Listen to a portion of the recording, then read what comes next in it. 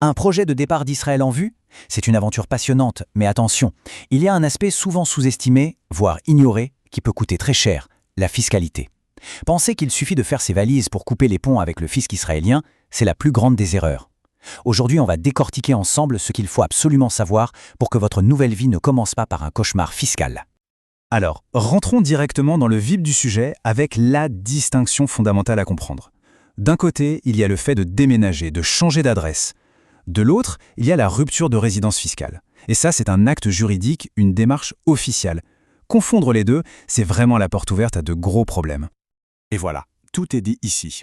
Ce n'est pas une formalité automatique. Il ne suffit pas de dire « je suis parti ». Non, il faut le prouver, le documenter et surtout convaincre l'administration fiscale israélienne que vos liens avec le pays sont bel et bien coupés et ce, de manière durable. Ce qui nous amène tout naturellement à une question de droit, mais une question essentielle. Au final, qui doit prouver ce changement de résidence? En Israël, le système repose sur un principe de base qu'on appelle la présomption de résidence. Qu'est-ce que ça veut dire concrètement? Ça veut dire que, par défaut, la loi vous considère comme un résident fiscal israélien. Point. Ce n'est pas à l'administration de courir après vous pour prouver que vous êtes toujours lié au pays. Non, c'est à vous et à vous seul de démontrer que vous n'y êtes plus. C'est un vrai renversement de perspective. Donc cette fameuse charge de la preuve, sur qui pèse-t-elle? La réponse est directe, sans aucune ambiguïté. C'est vous, uniquement vous. Le fardeau de la preuve repose entièrement sur vos épaules. Et attention, ignorer cette responsabilité, ce n'est vraiment pas une bonne idée. Depuis une loi clé de 2016, ne pas déclarer activement son départ est considéré comme une infraction pénale. Au-delà des amendes, ça peut vous faire perdre des avantages fiscaux si un jour vous revenez, et ça vous oblige à continuer de déclarer tous vos revenus mondiaux en Israël. Autant dire que les enjeux sont énormes. Bon, d'accord. Mais alors, comment les autorités évaluent-elles si une personne a vraiment déplacé sa vie? Eh bien, elles utilisent un outil bien précis, le fameux test du centre des intérêts vitaux. Ce qui est super important à comprendre, c'est que ce test n'est pas juste un calcul mathématique. On ne se contente pas de compter le nombre de jours passés dans le pays, non. C'est une analyse qualitative, bien plus subtile. On cherche à savoir où se trouve le véritable centre de gravité de votre existence, ce qu'on appelle en hébreu le Merkaz Ha'aim. C'est une analyse de fond sur la substance de vos liens. Pour faire simple, les autorités vont enquêter sur 4 grands piliers pour déterminer ce fameux centre de vie. Il ne s'agit jamais d'un seul facteur, mais vraiment de la somme de tous vos liens. Vos attaches familiales, bien sûr, c'est primordial, mais vos liens économiques, sociaux, et même ce que vous faites de votre ancien logement en Israël. Tout est passé au peigne fin. L'administration cherche une image d'ensemble, une preuve cohérente que vous vous êtes vraiment détaché. Chaque détail a son importance. D'accord, maintenant qu'on a bien compris la théorie et les risques, passons à la pratique. Comment est-ce qu'on construit un dossier en béton? Voici un plan d'action très concret. Tout commence avec un chiffre à mémoriser, 1348. C'est le numéro du formulaire officiel à soumettre à l'administration fiscale. C'est en quelque sorte l'acte de naissance de votre procédure de rupture. L'idée, c'est de traduire les critères du test en actions concrètes, en preuves tangibles. Vous voyez ici les 4 étapes clés. Il faut déclarer officiellement, bien sûr, mais il faut surtout poser des actes forts.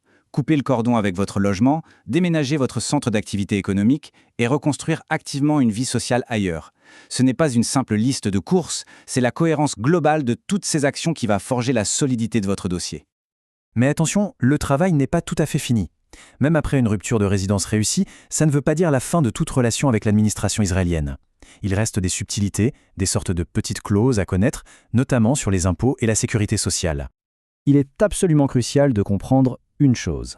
Être non-résident ne signifie pas zéro impôt en Israël. Pas du tout. Pour tous les revenus qui proviennent d'une source israélienne, le fisc vous attendra toujours au tournant. Par exemple, si vous louez un appartement à Tel Aviv, si vous vendez des actions d'une start-up israélienne, ces revenus-là restent imposables en Israël.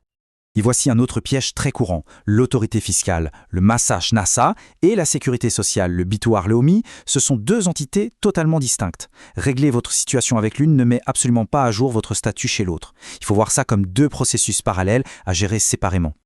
Et les conséquences de cet oubli peuvent être catastrophiques.